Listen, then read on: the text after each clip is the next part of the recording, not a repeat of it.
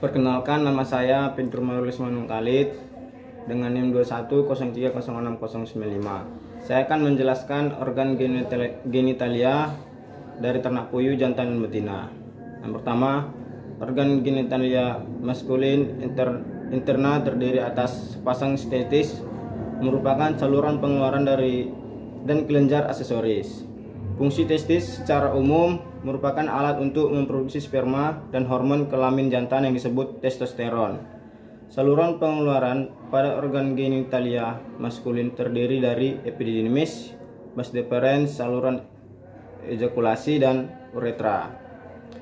Epididymis merupakan saluran berkelok-kelok di dalam skrotum yang keluar dari testis. Epididymis berfungsi sebagai tempat penyimpanan sementara sperma sampai menjadi matang dan bergerak menuju vas deferens. Vas deferens atau saluran sperma atau ductus deferens merupakan saluran lurus yang mengarah ke atas dan merupakan lanjutan dari epididymis. Vas deferens berfungsi sebagai saluran tempat jalannya sperma dari epididymis menuju kantung semen atau kantung mani atau vesicula seminalis. Saluran ejakulasi merupakan saluran pendek yang menghubungkan antara semen dengan uretra. Saluran ini berfungsi untuk mengeluarkan sperma agar masuk ke dalam uretra. Uretra merupakan saluran akhir reproduksi yang terdapat di dalam penis. Uretra berfungsi sebagai saluran kelamin yang berasal dari kantung semen dan saluran yang membuang urin dari kantung kemih.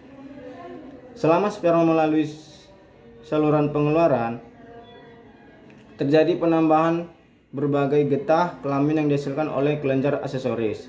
Getah-getah ini berfungsi untuk mempertahankan kelangsungan hidup dan pergerakan sperma. Kelanjutan kelenjar aksesoris merupakan kelenjar kelamin yang terdiri dari vesicula seminalis, kelenjar prostat, dan kelenjar Cooper. Vesicula seminalis atau kantong semen atau kantong mani merupakan kelenjar berlekuk-lekuk yang terletak di belakang kantong kemih. Dinding vesicula seminalis menghasilkan zat makanan yang merupakan sumber makanan bagi sperma. Kelenjar prostat melingkari bagian dari atas uretra dan terletak di bagian bawah kantung kemih. Pada kelenjar ini memiliki banyak kandungan mineral. Kelenjar Cooper merupakan kelenjar yang akan memproduksi cairan yang berperan sebagai pelumas sebelum terjadi ejakulasi. Lalu organ genitalia betina. Yang pertama ada ovarium, merupakan organ genitalia yang menghasilkan ovum atau sel telur. Yang ini yang dibuahi oleh spermatozoa dan akan berkembang sebagai individu pada ovarium. Pada ovarium juga menghasilkan estrogen dan progesteron. Lalu ada opiduk, yaitu salurannya ini semua terbagi menjadi infundibulum yang merupakan bagian ujung saluran yang menangkap sel telur dan ovulasi di ovarium. Yang ini. Lalu lanjut magnum. Magnum merupakan bagian terpanjang opiduk. Magnum memiliki sel gobelet yang akan mensekresikan putih telur. Lalu ada isthmus, bagian kecil opiduk, saluran yang mengangkut ovum setelah diovulasi, juga merupakan saluran mengangkat sperma dan tempat terjadinya fertilisasi. Lalu uterus disebut juga glandula kerabang. Lalu lanjut vagina.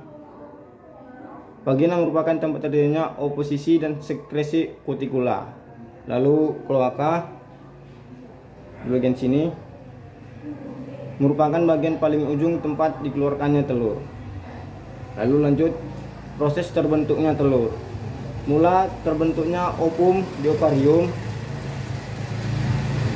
Lalu ovum yang matang akan dilepaskan oleh ovarium dan ditangkap oleh infundibulum. Kuning telur berada selama 15-30 menit pada infundibulum. Pada persimpangan infundibulum dan magnum. Jika terdapat spermatozoa akan terjadi pembuahan telur, maka telur akan menjadi telur fertil. Jika tidak ada spermatozoa maka tidak akan dibuahi, maka telur tidak akan fertil, maka telur menjadi infertil. Lalu selanjutnya kuning telur masuk pada makmum.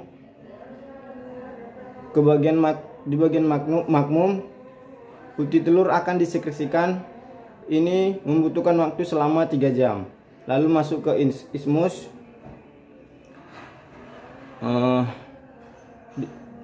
Telur akan dibungkus oleh membran sel, membutuhkan waktu selama 1,5 jam atau 1,5 jam. Lalu telur akan masuk ke uterus